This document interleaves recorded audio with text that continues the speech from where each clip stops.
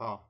हरि ओम। ओम शांताकारं भुजं शयनं पद्मनाभं सुरेशं विश्वाधारं गगनसदृशं मेघवर्णं शुभांगं लक्ष्मीकान्तं कमलनयनं योगिविद्यानिगम्यं वन्दे विष्णुवरं सर्वलोकैकनाथं। बोलिए श्री हरि विष्णु भगवान की जय। आज रमा एकादशी है।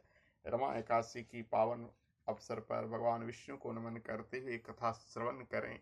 धर्मराज युधिष्ठिर ने कहा, हे केशव, कार्तिक कृष्ण पक्ष की एकादशी का क्या नाम है? इसके व्रत की क्या विधि है और इसके करने से क्या फल प्राप्त होता है? सो आप विस्तार पूर्वक मुझे सुनाइए।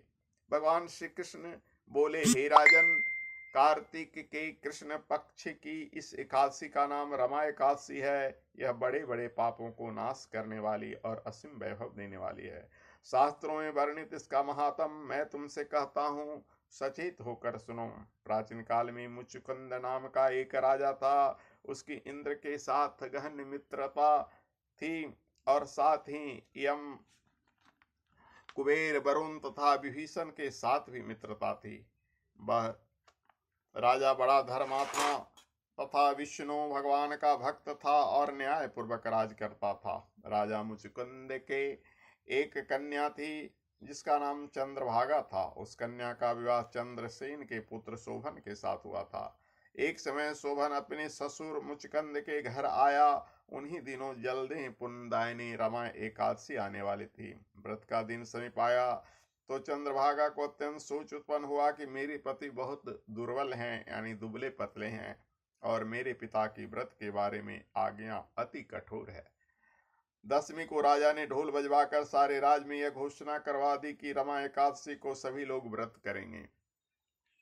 घोषणा को सुनते ही शोभन को अत्यंत चिंता हुई और अपनी पत्नी से बोला, अब मुझे क्या करना चाहिए? मैं किसी प्रकार से भूख को सहन नहीं कर पाऊंगा। ऐसा उपाय बतलाइए कि जिससे मेरे प्राण बच जाएं, अन्यथा मेरे प्राण अवश्य चले जाएंगे। चंद्रभागा कहने लगी कि हे स्वामी, मेरे पिता के राज्य में एकादशी को कोई भी भोजन नहीं करता है। हाथी, घोड़ा, ऊंट, बिल्ली भी, गौ आदि भी तृण और जल आदि ग्रहण नहीं कर सकते। फिर मनुष्य का तो कहना ही क्या है। यदि आप भोजन करना चाहते हैं तो किसी दूसरे स्थान पर चले जाइए, क्योंकि यदि आप यहाँ रहेंगे तो अवश्य ही आपको व्रत करना ही पड़ेगा। ऐसा सुनकर शोभन कहने लगा कि हे प्रिय, तुम्हारे साथ मैं भी व्रत करूंगा। जो भाग में होगा वह देखा जाएगा। ऐसा विचार करके उसने व्रत किया और वह भूख एवं प्यास से अत्यंत पीड़ित होने लगा। जब सूर्य नारायण अस्त हो गए तब रात्रि जागरण का समय आया। यह जागरण वैष्णवों को अत्यंत हर्ष देने वाला था, परंतु शोभन को अत्यंत दुखदायी लगा। प्रातःकाल होते होते शोभन के प्राण निकल गए। तब राजा ने चंदन की चिता में उसका दाह संस्कार कराया, परंतु चंद्रभागा ने अपने पिता की आज्ञा से अपने शरीर को दग्ध नहीं किया और शोभन को अत्यंत अंत्येष्टि क्रिया करने के पश्चात अपने घर में रहने लगी।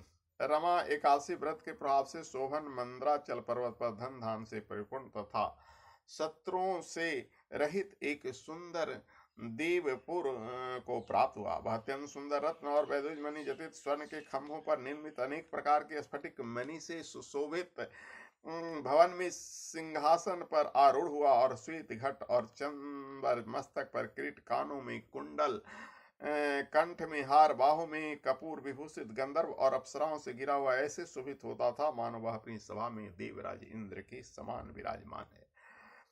एक समय मुचकुंद के नगर में रहने वाले सोम शर्मा नामक ब्राह्मण तीर्थ यात्रा करता हुआ घूमता फिरता उधर जा निकला। ब्राह्मण शोभन को पहचान कर कि यह तो राजा का जमाई है, शोभन है, उसके निकट गया। शोभन भी उसको पहचान कर अपने आसन से उठकर उसको प्रणाम किया और प्रणाम करके कुशल क्षेम पूछने लगा। ब्राह्मण ने कहा कि राजा मुचकुंद और आपकी पत्नी चंद्रभागा कुशल से हैं। नगर में सब प्रकार कुशल है, परंतु हे राजन, हमको अत्यंत आश्चर्य हो रहा है कि अपना वृतांत कहिए कि ऐसा सुंदर नगर जो न कभी देखा न सुना आपको किस प्रकार प्राप्त हुआ। तब शोभन बोला कि कार्तिक कृष्ण रमा एकादशी का व्रत करने से मुझे यह नगर प्राप्त हुआ है, परंतु यह अस्थिर है। यह सुनकर ब्राह्मण बोला कि हे राजन, स्थिर होने का कोई उपाय हो तो कहें, मैं उसे अवश्य पूरा करूंगा। शोभन ने कहा, मैंने रमा एकादशी का व्रत अन्यास और श्रद्धा से रहित होकर किया था, यानी अनचाहे किया था, इसलिए यह सब कुछ अस्थिर है। यदि आप मुचकुंद की कन्या चंद्रभागा को यह सब वृतांत कहें तो यह स्थिर हो सकता है।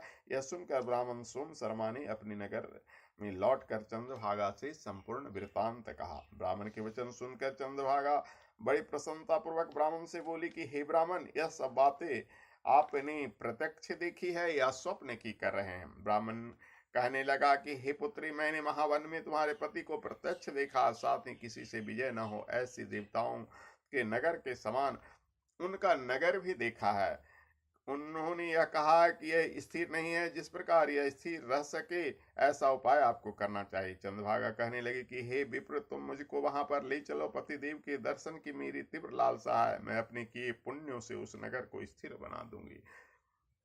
आप ऐसा उपाय कीजिए जिससे उनका और मेरा मिलन हो सके, आपकी अति कृपा होगी और आपको पुण्य भी मिलेगा। सोम शर्मा चंद्रभागा को साथ लेकर मंदराचल पर्वत के समीप वामदेव ऋषि के आश्रम में गया। वामदेव ऋषि ने उनकी बात सुनकर वेद मंत्रों से उज्ज्वल तिलक द्वारा चंद्रभागा का अभिषेक किया। तब ऋषि मंत्र के प्रभाव और एकादशी व्रत से चंद्रभागा का शरीर दिव्य हो गया और वह अत्यंत प्रसन्नता के साथ अपने पति के निकट गई। अपनी प्रिय पत्नी को आते देखकर शोभन अत्यंत प्रसन्न हुआ और उसको बुलाकर अपनी बाईं तरफ बिठाया। तब चंद्रभागा ने कहा कि हे प्राणनाथ, आप मेरी सभी पुण्यों को ग्रहण कीजिए, जिससे आपका यह नगर और आज स्थिर हो जाए। जब मैं 8 वर्ष की थी तब से ही मैं सभी एकादशियों के व्रतों को पूर्ण श्रद्धा पूर्वक विधि विधान के साथ करती आ रही हूँ। इसके पुण्य के प्रताप से आपका यह नगर स्थिर हो जाएगा तथा समस्त कार्य पूर्ण होकर प्रलय के अंत तक स्थिर रहेगा। इस प्रकार चंद्रभागा दिव्य रूप धारण कर तथा दिव्य आभूषणों और वस्त्रों से सुसज्जित होकर अपने पति के साथ रहने लगी। हे राजन, यह मैंने रमा एकादशी का महात्म कहा है। जो मनुष्य इस व्रत को करते हैं उसके समस्त पाप नष्ट हो जाते हैं। कृष्ण पक्ष और शुक्ल पक्ष दोनों की एकादशी समान है, इसमें कोई भेदभाव नहीं है। जो सभी मासों की दोनों एकादशियों के व्रत रखते हैं और इसके महात्म को पढ़ते हैं अथवा सुनते हैं, वे समस्त पापों से छूटकर विष्णु लोक को प्राप्त होते हैं, इसमें संदेह नहीं। ओम सशंख चक्रम सकृत कुंडलम सपीत वस्त्रम सरशीर्वेचनम सहार वक्षस्थल कौस्तुभ नमामि विष्णु शीर्षाम चतुर्भुजम। बोली विष्णु भगवान की जय।